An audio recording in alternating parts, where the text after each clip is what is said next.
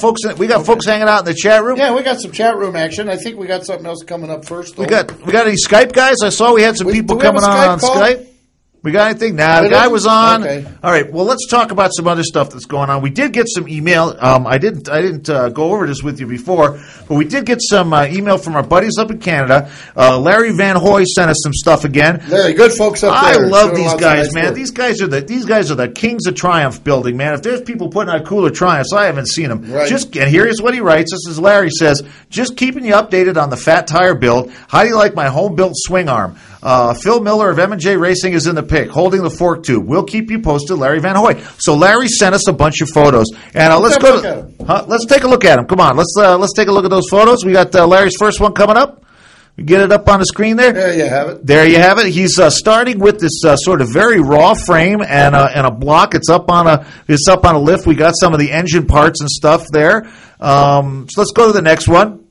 Let's go to the next one. Okay, now there you get an idea of what he's starting to do here. These guys are building a 300 wide fat tire Triumph. That's right. It's a hardtail bolt-on 300 wide tire. Now my for the love of Mike, 300. 300. Now I know you got to think about tires, and we'll do the tire. We'll talk about tires. Right, let's go. Go on. My big fear about this bike was that, and Larry, maybe you guys will talk to this later, is that it would be underpowered. I mean, you're gonna be turning a really big piece of rubber there. Now I'm building a 280, which is a little smaller than this, but I mean, it's got 127 cubic inches. I mean, what are you looking at a trumpet like an 850 right now? I know you guys beef them up and bore them out, but do you have enough juice to move that kind of tire? That's my question. You put that kind of a tire and wheel on that motorcycle, okay, and put a normal sized guy on it, such as yourself. Of course, you're a little tall, but a regular person on that would be like having my fat ass on that thing twice. Well, I don't know how they're planning on powering it. Let's go to the next picture.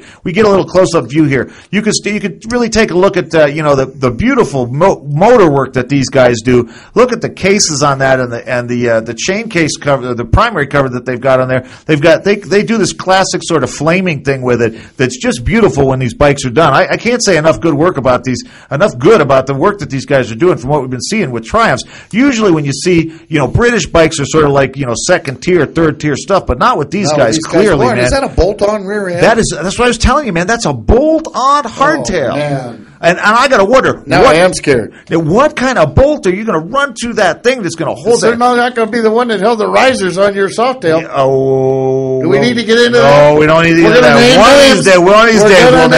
One of these days we'll name names. Let's go to the next one here. Let's take So now here's the big shot. Look at that.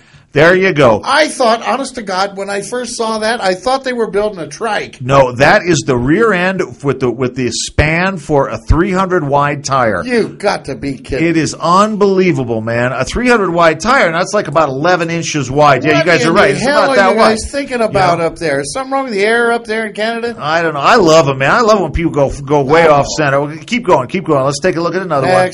Next picture, and there's now this is Phil Miller of MJ Racing, and Phil's putting the front end on. He's seeing how it all fits together. Phil's hanging out. Yeah. You got to love a guy who's got grease on, and it's obviously way more than 1 day's worth of grease on those jeans. You know what I mean? He's stroking along. Oh, get out of here! Will you stop? The crew is making nefarious sexual innuendo. Yeah, Phil, pay no attention to these yahoos, man. What do they know about motorcycles? Okay, next picture. Next. Okay, now here is some premium. You should do that in private at home. Look at that, man. That's a nice block, man. That's a fine piece of work. That's a nice piece. That's what they're going to power it with, man. It's bolted right into the frame. I want to see it. Bolt on. We got any more? I think that's the last one. That's the last one? We got more? There's another shot of that rear end. That's about it. We're going to call that. Now look at the guy. Look at the guy standing next to it. It gives you an idea of the proportion of this bike. There's a guy. See his leg and his hands over there. Gives you an idea about the spread of that rear end. Warren? What? Jaws. That son of a gun. That's what you guys ought to call it, man. Alive. Jaws. That bike. The bike that will eat your ass. That's Jaws. Right. The bike with the bigger overbite than my ex-old lady. Do we have to get into that? Let's talk about your old lady. Your ex-old lady? Your ex-old lady. She had an overbite. You ever date a woman with an overbite? No, it's an overbite. Oh, boy. Is this it's like it's good for something? You and I need to visit. We need to talk about this in private. I'll tell you about it. Tell me about it later. Okay, I'll be looking forward to that. A lot. Speaking of things to look forward to, ladies and gentlemen, I want to make sure that we remind you every week that what you want to do is you want to go and check out www.kickstarttv.com. That's your home base for all things happening in the world of Kickstart TV. Especially important is if you've missed any shows, and God forbid you should miss one of these leg wet and liver quivering episodes, but you can always go there and in the privacy of your own home watch them again and again and again. And nobody knows you're doing it. And nobody knows you're doing it. Yeah, until you've memorized the. Okay, I got a story. When I was a kid growing up in Brooklyn, I grew up in Brooklyn, okay? At Brooklyn Heights, seriously, serious as a heart attack here, man. And right around the corner was a movie theater called the Sin Art Cinema. Now, this was back in the 60s, and the Sin Art Cinema showed art movies. Okay. They were art films. Sure. Now, as kids, we were always trying to find things to do, because we were kids in New York, man. You get in trouble. You do stuff, But one of our favorite things to do was there were these big doors that came up to the back of the screen there, behind the screen at the old Sin Art Cinema. So he's laughing out there, just laughing. He knows what I'm going to say. We used to get those big sucking M80s, and we'd light them and jam them under the door. So I imagine all these raincoat guys there, like, bang! What was the yak part? Well, they were watching an art film in the 60s with a raincoat on. They were not artists.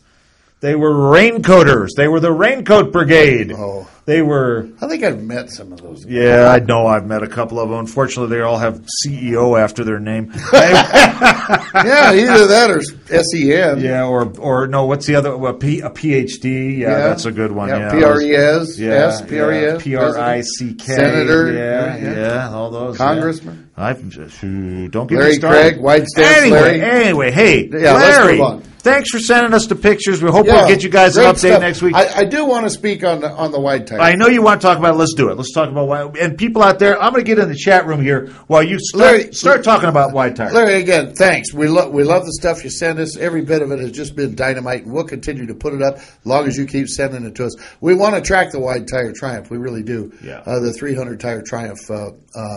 I do want to see it, and I want to find out how it handles. Triumphs are not known for being all that all that nimble to begin with. They're quick and everything else, and I admire that.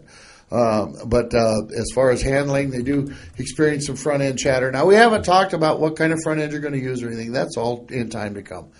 I want to address the wide tire thing in that what I have found to be true on them, and I've only ridden a couple, okay, full disclosure. I've only ridden a couple of them, and I didn't like them, and I'll tell you why. When you get that baby up doing about 70, 80, or 90, everything is pretty smooth, I guess you'd say, pretty friendly. But you drop her down to around 50 and below and try to make a left turn with that baby, and I'm telling you, it fights you all the way. And it's the tire. Myself and Warren rode a pair of big dog choppers this last summer. Oh, yeah. Rode them out on South Broadway. Went to make a left turn to go into a burger place there, get a bite to eat, turn around and go back because they were going to be afraid we stole their motorcycles, which I would never do. And had a hell of a time getting in that parking lot because trying to make that motorcycle turn left. Now, they had radical front ends on them as well, but that really wasn't the problem because the front ends were only out about 38 or 40 degrees.